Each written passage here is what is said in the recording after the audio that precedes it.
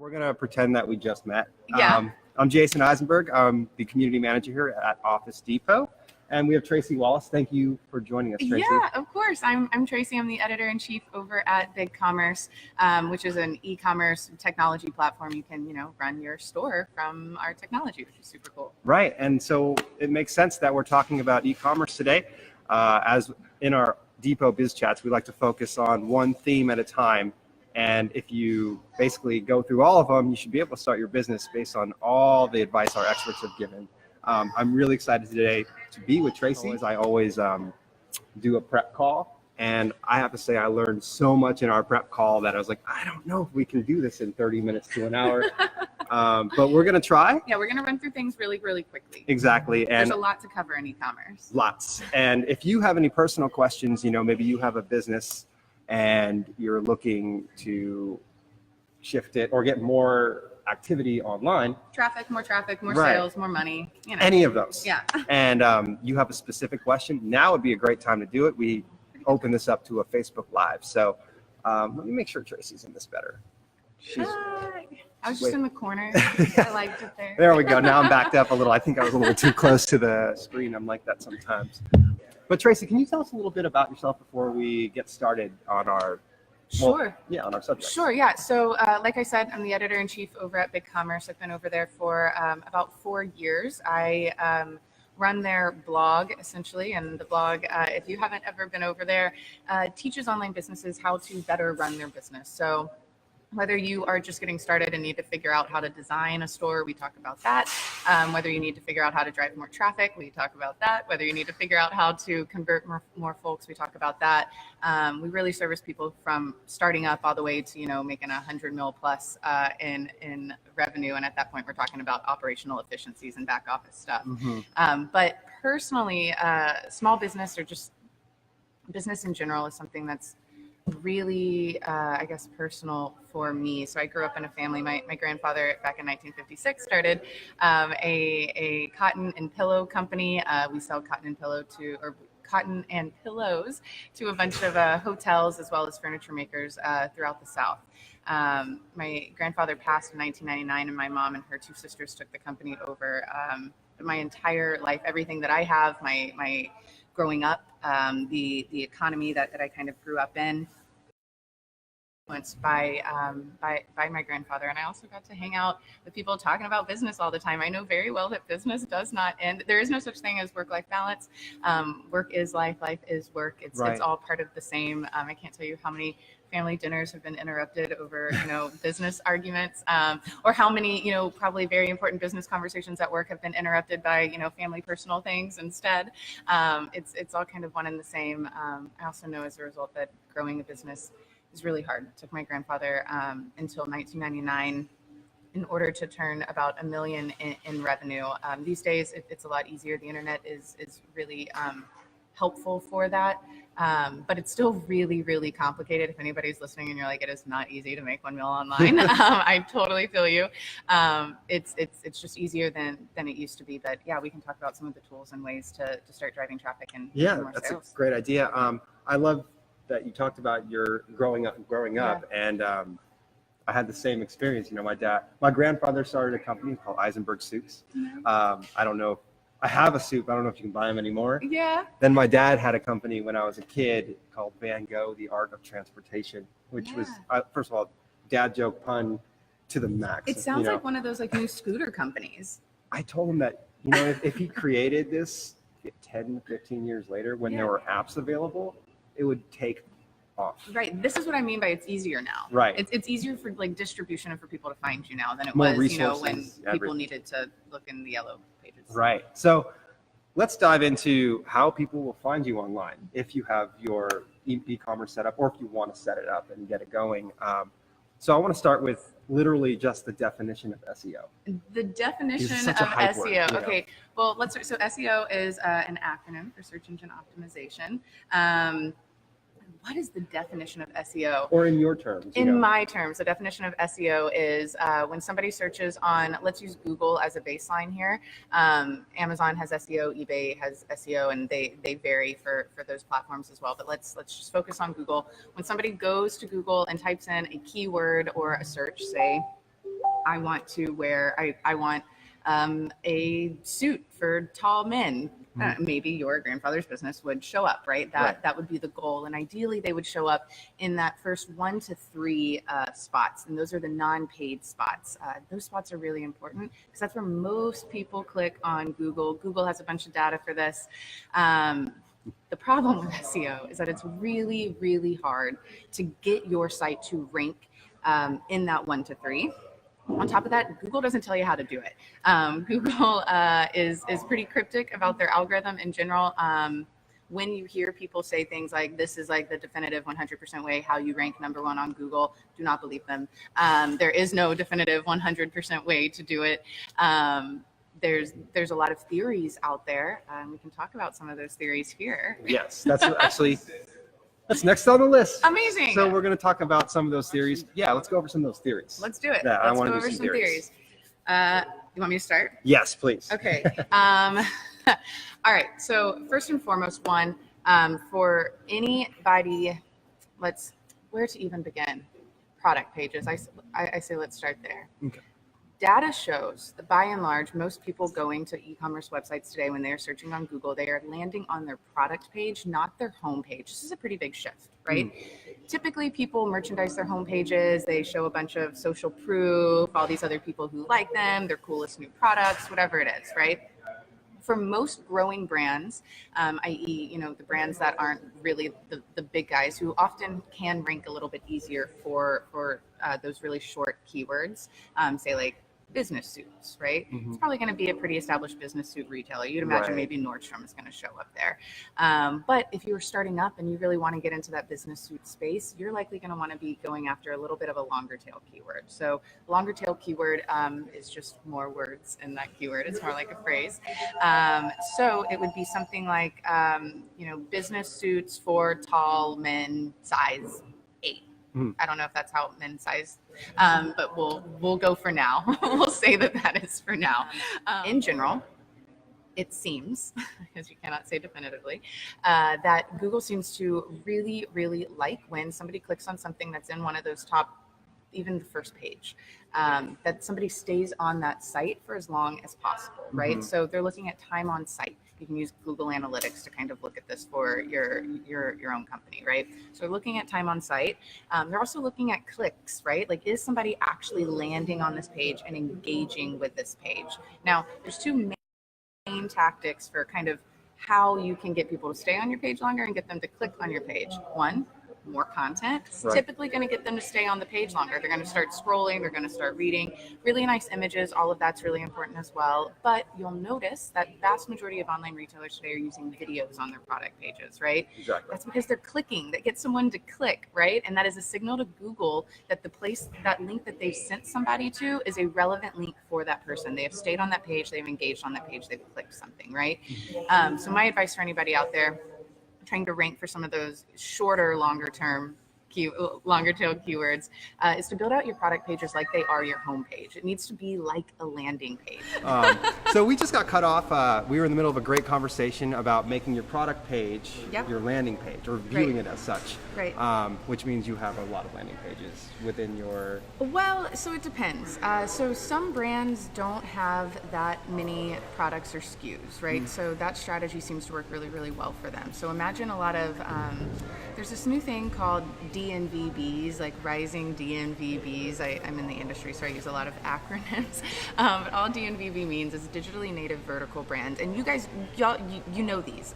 So Casper Mattress is a really good example. Warby Parker's a good example. These are those brands that are growing really quickly, sell maybe a few things at first, and then as they grow, really begin to expand their product line. And then also as they grow, they're disrupting like traditional industries, right? So those brands, if you go look at their sites, I mean, actually Casper is doing a fantastic job at this. Their product pages are massive landing pages. You land there, there's the product, there's the price, there's the information. Sure, you can add it to your cart then, but you can, like, it's like 8 different scrolls that you're going down, and they're breaking apart the pillow for you. They're telling you exactly how they made it, why they made it like that. They're showing you reviews. They're showing you what other people have decided, like what other like publications have said that it's a really good product, right?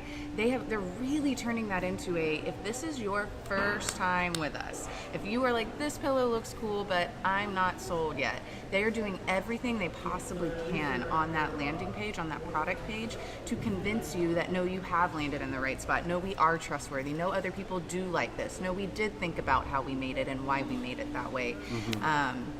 And that stuff seems to work both for convincing people to actually convert, but it works really, really well for Google, right? Because by doing that, it forces you to put additional content on there. Right. And if you can do like cool stuff with it, and so, gosh, Clear Paint is actually a website I've been looking at recently that I'm obsessed with, and you should definitely go check out their product pages. On there, when you get kind of down to the middle section of it, they have like 3 clickable things you can click through and see like different paint colors or different like benefits of the product. That is like cool, whatever, great UX experience. Really, that's mostly to tell Google that this is interesting, right? That people are clicking on here, that people are engaging with the page, which is going to help them rise up in the rankings much faster than if they didn't have that there. So yeah, also product pages, super important to use as landing pages, but beyond just for SEO. What we are effectively doing, or what we see being effectively done right now, is with people not having to go to the home page anymore, we've removed an additional click, right? So historically, people would come to the home page and then need to go to a product page, and then from the product page to the checkout page, right?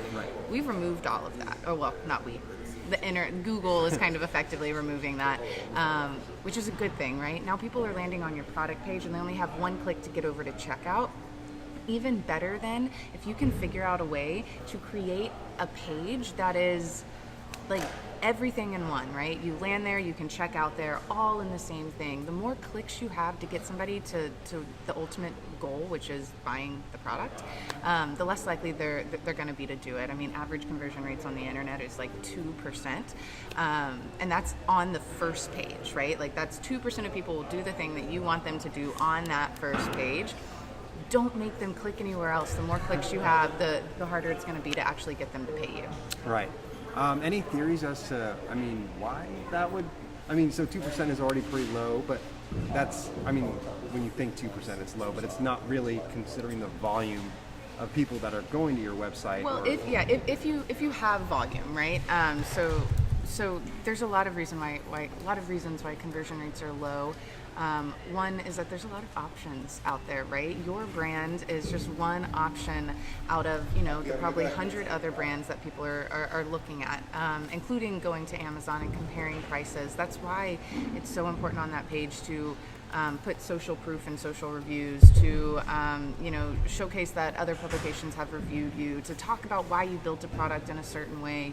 All of that information really helps somebody understand, one, who you are as a brand, and two, why they should buy from you and not a competitor and not Amazon, right? Adding all of that information in there as clearly as you can, and then also just making it light and bright. There's a lot of really cool brands out there doing this well right now. Claire, clearly one of my favorites so far. I just found them this week. They're doing it really, really well. Hubble Contacts is doing it well. Allbirds is doing it really well. Andy Swim is doing it really, really well. Spearmint Love is doing it well. There's tons of examples out there of brands that are creating these really beautiful on-site engaging experiences that are also kind of turning their product pages more into landing page-like experiences, understanding that they're going to get more traffic in that long tail onto that page. And long tail also means that those people are a little bit further down a funnel, right? Totally fine and cool if you're letting people go to Nordstrom's website to search for men's suits, right? Like, great, go to Nordstrom's. You are only in a research phase, right? But when somebody's like, okay, I know that I need a dressy men's suit and it needs to be black and it needs to be this size, that's when you want them landing on your site, because they're really close to being ready to buy something. Yeah. So that's interesting, because then you're basically talking about upper funnel and lower funnel, right? For e-commerce, would you say it ever makes sense to kind of focus on that upper funnel? I know you want that lower funnel clicking on your page. Lower funnel means, they've done their research, their customers specifically, that makes sense for you, right? Right. They're closer to checking out. Exactly. So do you add anything before that lower funnel landing page type of, like what do you do to get them to the page to research? Yeah, blog content is what you do. So yes, you do want to focus on the top of funnel as well, mostly because that's going to get you a lot of traffic, and then you can retarget that traffic back to your product pages, right? So it is generally considered, at least nowadays with millennials, we are freaking advertising blind, right? We have grown up in the internet age. We've been advertised to in a ton of different ways. And we were even talking that like paper products are now our favorite products. Like, yes, it's all very cyclical. Right. And that's because we've just grown up in this world where we are constantly being bombarded with ads. So one of the best things that brands can do is work at the top of funnel to build customer trust and essentially a customer value ladder, right? So that's the way a lot of people refer to it, but essentially all it is understanding that if you put an ad in front of somebody who does not know who you are, if you haven't built some type of trust or credibility with them, it's very unlikely that they're going to buy from you, right? Like they're going to go buy from Amazon. They trust Amazon. They're already buying a bunch of stuff over on Amazon, right? Mm-hmm. Instead, you want to get in there and talk to them in a way that educates them. So again, continuing to use the men's suit example, maybe you write a long form blog post, right, about all the different sizes of men's suits and exactly how to measure it, and like maybe you build some cool little tool that helps people understand it. Like when somebody is typing in men's suits, like best men's suits, you want to be up there helping them decide, because the sooner you get up there to help them decide, the more likely it is that they're going to buy from you. And even if they don't buy from you, you're still winning that loyalty and that trust, and you're also still winning that traffic. You need traffic for SEO in general. The more traffic you get, the longer that traffic stays on your site, the more engaged that traffic is with your content, whether it's on a product page or a blog post page, the higher your domain ranking is going to go. And domain ranking is ultimately, it seems to be one of the biggest factors for Google in helping to understand where sites should rank. But domain ranking comes from, it's kind of like your credit score, where it takes like a bunch of different inputs and information, right? Domain ranking is your website's credit score, where it is taking all of this information from, how long do people stay on the site? How many good backlinks do you have from other high-ranking websites? Is it on the right keywords? Is that site even relevant to yours, or did you just kind of seem like you paid for something? Mm-hmm. How many reviews that you're getting? Again, how often people are clicking? All of that information ultimately adds up to how high your domain ranking can go. Now, domain ranking, like credit score, takes a while to build, right? You aren't going to have something really high at first. You're going to start from zero. This is why a lot of people buy domains that have been online for a while, because it gives you a little bit of a boost, right? You don't have to start from zero. Maybe you can start from like 15. I don't know. And then there's another, so we talked about this other strategy, especially if you're starting out, kind of using other entities to help bolster that, right? I mean, am I right in this, where it bolsters your domain ranking, or the other aspect? So SEO? You both. So domain ranking and SEO very tightly aligned, essentially. But yes, so you do want to reach out to influencers.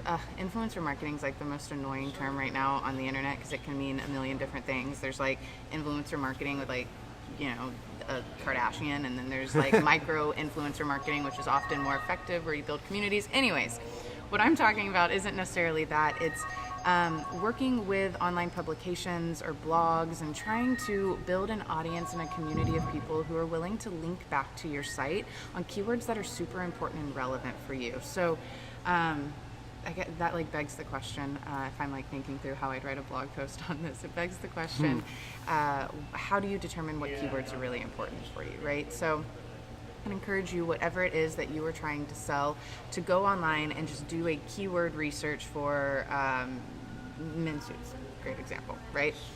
Go to Google, do that search, and then look and see what shows up on the first page. All those people, those are your competitors. If that's the keyword you want to go after, those are your competitors. FYI, that's a very highly searched term, and unless you have really high domain ranking, you're probably not going to rank for it super quickly. But what you can rank for is, if you scroll all the way down to the bottom of that page, that first page of Google, Google will show you related search terms, related search phrases.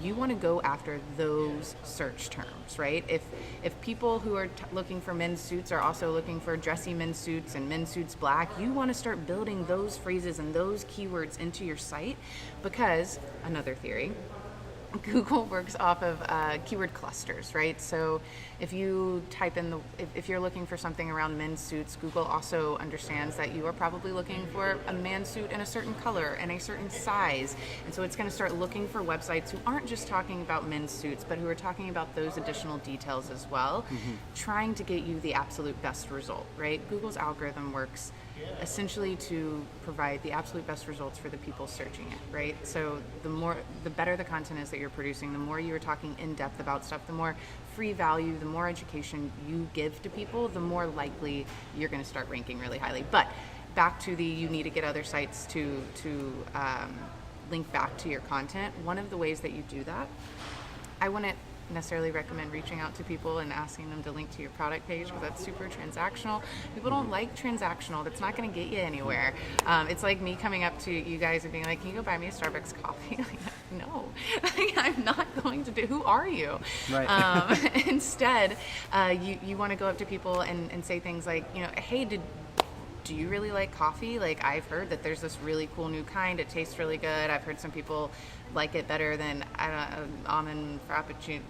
I don't know. This isn't a fantastic example, but you want to offer information and education. And one of the ways you do that online is with blog posts, very long form blog posts that look really nice, that answer all the questions, maybe even have FAQs in it, right? That describe and explain a topic, and you can get this kind of outline literally from just typing into Google what it is, what the term is or the phrase is that you want to write about, and then looking at all the results that show up, as well as looking at Google's suggested results and making sure that for that phrase you are pulling in all of those suggested results or suggested search terms into your blog post. And then once you build all of that out, and I know this sounds like a lot of work, but it works. Once you build all of that out, then you can start reaching out to kind of influencers or experts or blogs in your space and saying, hey, look, you seem like somebody who really knows about men's suits. You seem to write about it a lot. Like, I'm getting into the space. I've been doing a lot of research. I really want to give back to this kind of niche in this world. I thought I'd show you this piece of content that we just published. We work really hard on it. Would really love if you could give us some feedback on it. You're going to get maybe 2%, that just seems to be the magic number, 2% of people responding to that, but some of those people are going to start linking back to you, and it's that kind of small outreach strategy that starts building up backlinks for your site. And backlinks, again, one of the most important ranking factors in terms of your domain ranking or your domain rating. Domain rating, the higher it is, the more likely you're going to be to show up on the first page of Google. Also, the higher your domain ranking is, the easier it's going to be to get net new content and net new pages to show up really, really high on Google. So again, at first, a lot of this is going to be hard. Everything is hard at first. It's worthwhile. It's definitely worthwhile, and honestly, you just need to start small, right? Start with your top selling products and build maybe only 3 product pages out like landing pages, right?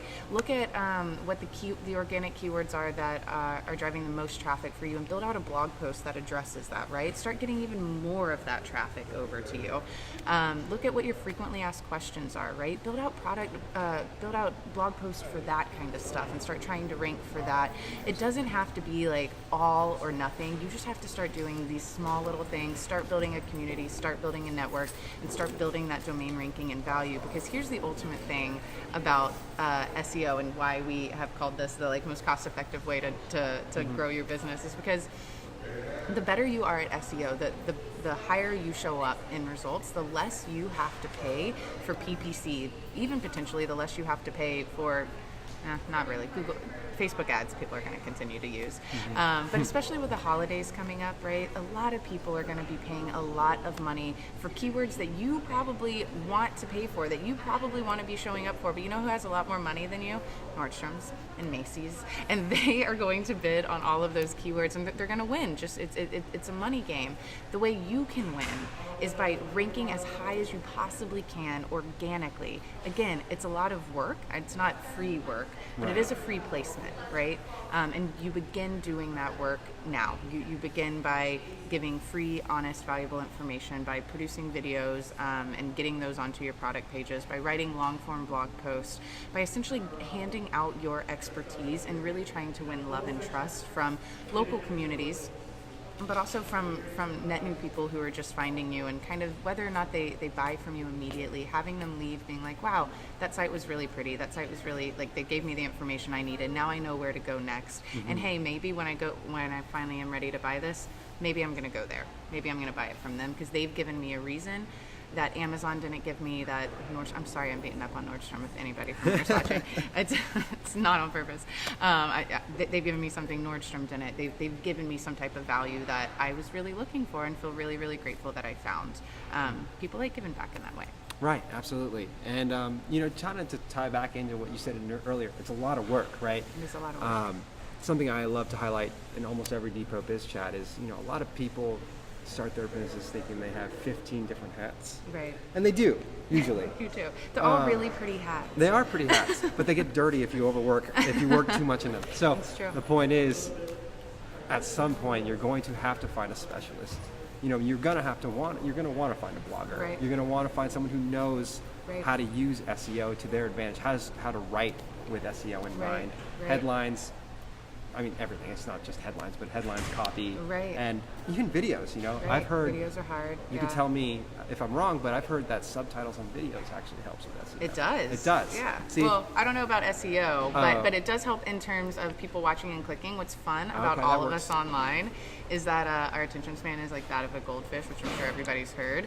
But that means all of us are just scrolling through this stuff, right? Yeah. So there's a bunch of people out there saying, right, long form content to educate people. What you also need to be doing is putting a lot of that information in bullet points and using videos, because most people are just like, okay, nah, that's not what I want. Okay, yeah, da, da. So you have to keep in mind that throughout the entire process, people are just scrolling. That includes on video. So a lot of people might click a video, but they're like, I don't know, at work and don't need it to play loudly. And Right. so now they just want to read the content down there. Allowing people that opportunity, allowing them just to read rather than having to be interrupted by something is super, super important. So I don't know if having the subtitles on there is best or is an SEO thing, but it is in terms of engagement and getting people to click on it. Kind Gotcha. of thing. Okay, that makes sense. So either way, it should help. Either way, it helps. Right. Yes. Cool. So long form content, we just went over that. Sorry, I'm just going through this list. No, I'm going it's to fine. cut this out. No, it's fine. Oh, that's right. We used an example on Google when we talked about dog leashes. Yeah, and I love that because I think we did talk about our dogs for a while too. Yeah, I think we might did. have. We may have, which is why I can't wait to do this interview. Actually, I brought my dog here. Is he here now? No, she was here yesterday, Aw. so I had to take her to the vet. She had to get her shots, and driving this way takes us to the dog park. And Yeah. she knew. She's like, I'm going to the dog park today. Yeah. So I was like, no, you're not. We're going to the know. vet. It's like Disneyland, but you're really taking them to the dentist. And she was really sad after that. So I was like, all right, well, you can come to where I work once in a while. And she walked around. You're allowed to bring your dogs to this office. You are allowed to bring your dogs to Office Depot. Just saying, and that's a really cool Just thing. putting that Yeah. out there. It's just should be known. Right. But this is what I wanted to ask you. Yeah. It's a big question. What's a major reason why e-commerce sites don't flourish, or for lack of a better word, fail? Not fail. I don't want to use that word. Why do people not do business well? No, I'm kidding. Right. One of the big reasons why a lot of e-commerce businesses fail is because they are spending a lot of money without making sure that money is doing something for them. So one of the first ways that a lot of businesses start advertising when they launch is they launch Facebook advertising, so that you can do retargeting ads over there, right? But you can just also launch Facebook ads. You're trying to get people to your site, right? The problem is that Facebook ads are expensive, and they're only getting more expensive. It's going to continue to happen over time. Facebook ads are really expensive, and a lot of people are not looking at how much they're spending on Facebook ads, and then if that's actually producing any value on the back end, right? There seems to be this perception that if you just throw the money out there, if you just get an ad up, that suddenly that's going to work, and that's just not the case. So essentially, the reason a lot of people fail is because they're bleeding money, they're hemorrhaging money, and they're not making any money, nor are they making a real difference. They're not really beginning to build that loyalty. They're honestly just not looking at it in an integrated way, right? If you are going to put a Facebook ad out there, and it's your first Facebook ad ever, you probably want to see if you can get some people to, come over to your page and like your page. Maybe not even go to your site yet, right? Or maybe you want to write a really like great long form post that you feel like super excited about, right? And then you advertise that and you get people to that. Is that going to bring you money at first? No, but it is going to like build that idea that this brand is giving me something, that they aren't asking me for something. Again, it's like me not coming up and saying, buy me a Starbucks coffee or whatever, right? It's you saying, no, like I'm here to help. I'm here to be part of this community. People tend to think way too transactionally, and that's not the way that the consumer marketing cycle works in our day and age. Right, and the key word there was community, in my opinion. Yeah. We formed a community within our small business division, and the best communities that I've joined are the ones where the admin's not even talking. Yeah, it's where everyone else is talking, right. And the admin's just there to kind of moderate, make sure no one's saying anything inappropriate or just like spamming the feed with their company, But when I find someone saying, I got this question, and then like 15 people answer saying, hey, I'm from this, I'm from this, I'm from this, and they each have their own perspective. Right. I mean, that is to me the ideal community, specifically for business, but in general too, right. Where everyone is not transactional, but community oriented. It's like, if I help you, I'm not asking for something in return. I'm getting something by helping you. Right. And that's kind of what I think you're talking about here. Right. Well, I mean, a good example of this, I guess, in a non-retail setting. But like I said, I work at BigCommerce. We're a technology company. We have a conference running right now called the Make It Big conference. Right. So if you give us your email, we give you 26 videos, fireside chats with people like Steve Case, who co-founded AOL, Pauline Brown, who was the former North American chairman of Louis Vuitton, Monet, Hennessy. Might need to switch those words. She's fantastic. I just don't know luxury fashion as well as I should. And a bunch of other cool folks, right? That's a really simple, small ask for a bunch of information, right? Like it's that kind of stuff that you want to do. Like, what can you give back? People are more than willing to give you their information. They're more than willing to help you out. But it's a two-way street, right? Like, give me something if I'm going to give you anything of mine. And then on the back of that, you get so much from that. You do build community, right? So with our Make It Big conference, we've gotten to meet all these cool experts and talk to them. But we're also getting brands and people in who typically wouldn't listen to us, who typically would be like, I don't know, you have a transactional kind of thing. I'm not in the mindset to listen. And instead, we're getting in front of them in a like, look. You don't have to give us your credit card. You don't have to use us. We just want to help. We want to help. We want to be a part of this conversation. We want to be a part of the solution.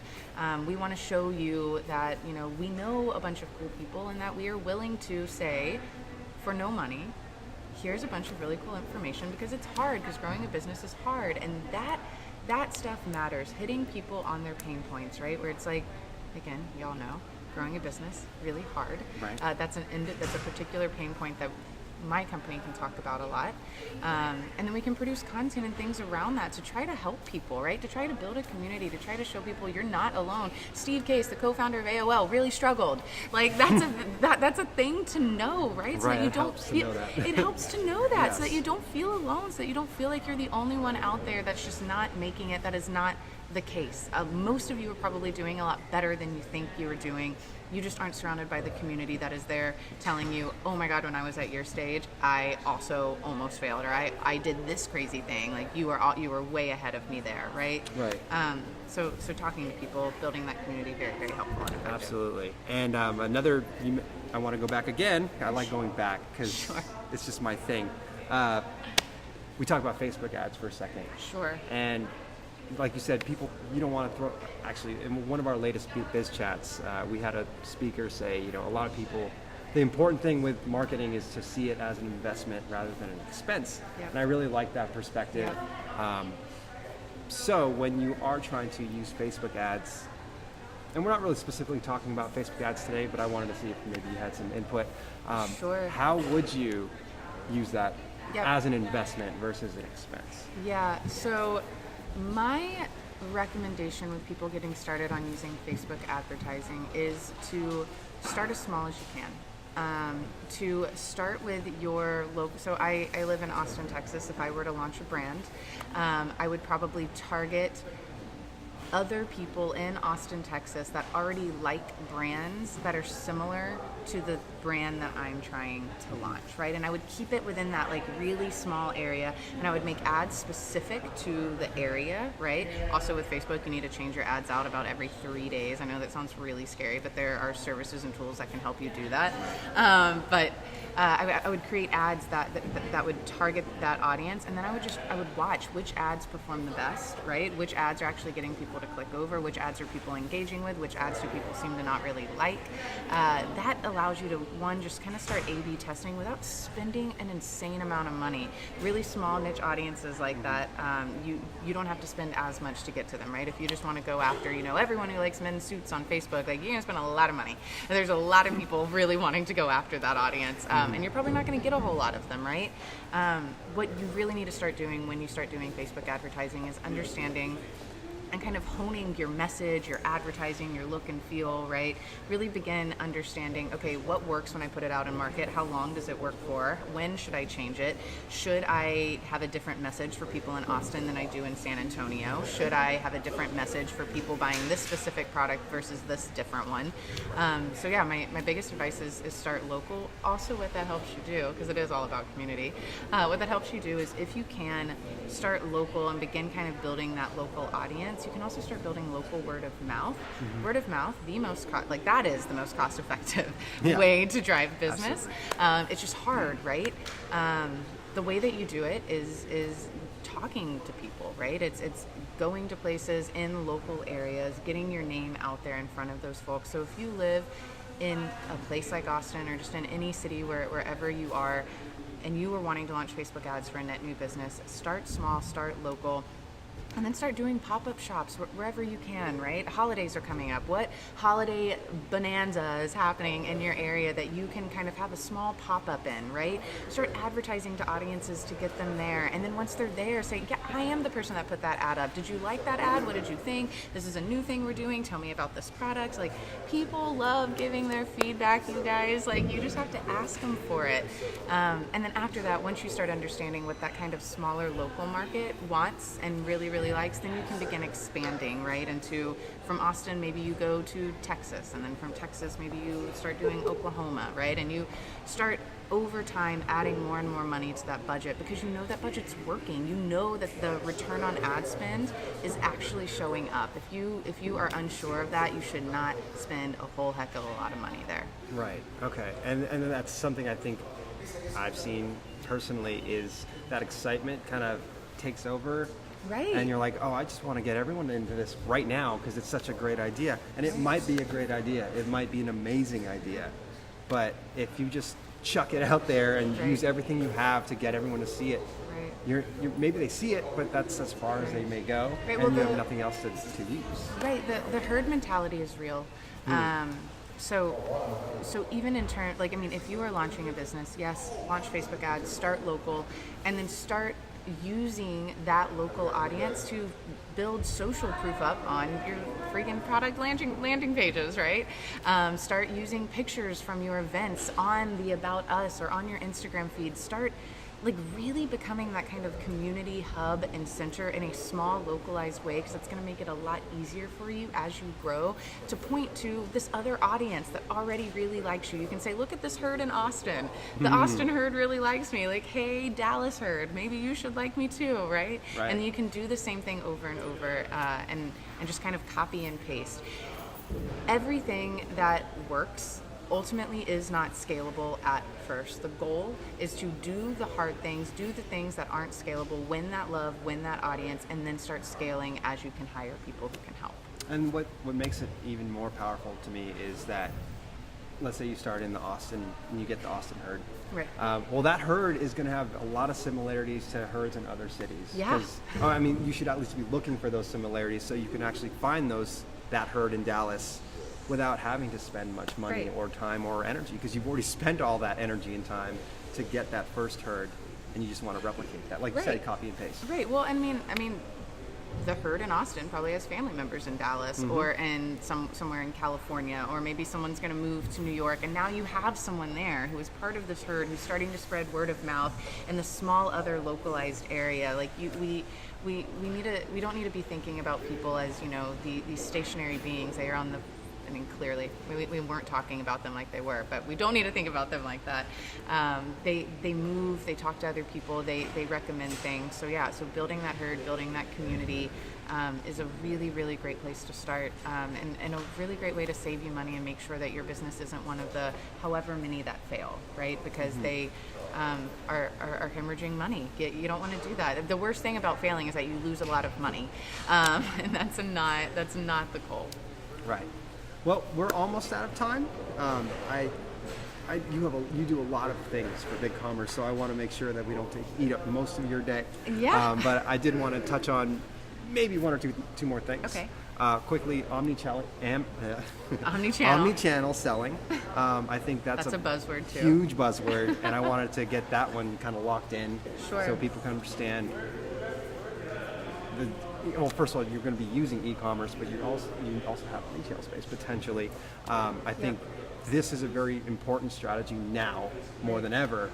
I was wondering if you could help explain omnichannel selling. Sure. So omnichannel selling means that you are selling both online and offline. So that does mean that you have a brick and mortar store. Not everybody is an omnichannel seller. You don't need to be an omnichannel seller.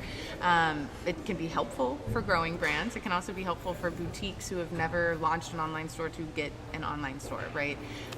What an online store does for your brick and mortar location is just expand the reach, right? It goes from that local kind of hub that you've probably have created there, and now you can really reach out, even begin doing international sales. A lot of the brick and mortar stores that I talk to who have launched online, there's one in Lubbock in particular that sells clothes to, what is the school in Lubbock? Texas Tech. Yeah, Texas Tech. So they sell clothes to the students there, and she got online, maybe like 6 months or a year ago, because the student body would leave for the summer, and she was like, crap, I still need them to buy clothes, because that's part of my business model. So she launched an online store so that those girls could still continue to buy even while they were at home, probably throughout the country, right? And the next thing she knows, she's getting an audience in, freaking Atlanta buying from her, and now she's selling internationally. And so she still has this brick and mortar store, but her online site is opening the world up in a way that honestly wasn't possible, 2 decades ago, Right. At least not in a cost-effective way. Now, omnichannel can be hard in that you have to manage inventory across multiple channels, essentially. Right. That's where omnichannel comes from. So you can use solutions like Square, right? Square will integrate with a system like BigCommerce, so you can make sure that what you sell in store, if you sell out of that in store, well, then now it's taken off of your website, and you are certain not to oversell there as well. Just makes it super easy and automated for you, because one of the worst things that can happen to you as a retailer is you sell something that you don't have, and now it's going to take you 3 weeks to get it, and which means you're not going to be able to get it to that person in like the 2-day time period that you promised, and well, now they're probably not going to shop with you again. Right, but they're probably going to buy that product somewhere else. Yeah, they sure will. Because they wanted that product. Yeah, they sure will. So yeah, that's a very probably good leave point. a bad review. That would be awful. Oh gosh, yeah, I don't even want to get into reviews. Well, I do, but not now. Maybe not now. Tracy, thank you so much for your time. Yeah, for this sure. was Anytime. A lot of fun. Please, Tracy, tell everyone who you are and where you come from. I am Tracey Wallace. I come from BigCommerce. You can find me on Twitter at TraceWall. That's pretty much where I live in a business world. I'm on Facebook and Instagram as well, but you'll mostly just see pictures of puppies. So if you want to come see pictures of my fiance and me and our puppy, I'm on Instagram too. That sounds pretty cool. And then where can they find you with BigCommerce? So BigCommerce is www.bigcommerce.com. And if you want to read the blog, which is what I really oversee, it's www.bigcommerce.com/blog. And we have tons of content and information there. You'll be joining about 500,000 other folks that are landing there every month and trying to figure out how they can push past the plateau that they're on, whether that's trying to figure out how to get to 1 million, whether that's trying to figure out how to get to 10 million, whether it's trying to figure out how to get to 100 million. We got content for you. We talk about APIs, content marketing, SEO, all the topics, all the fun stuff, all the things. Right. And so if this conversation has kind of sparked a little fire in you to start your business or to grow it or expand it, check out BigCommerce. You can also check out OfficeDepot.com, and we have our business services suite available online and at the store. Yeah, you know, that we're here. That omni-channel stuff right there. Yeah, they have their inventory synced. It's so good. It's a lot of fun, and thank you, Tracey, for spending the time with us and helping our viewers as well as myself learn how to grow our business through e-commerce. Yeah. And we hope you can come back soon. Yeah, for sure. Anytime. Awesome. Thanks, everyone. Bye, guys. Thank you.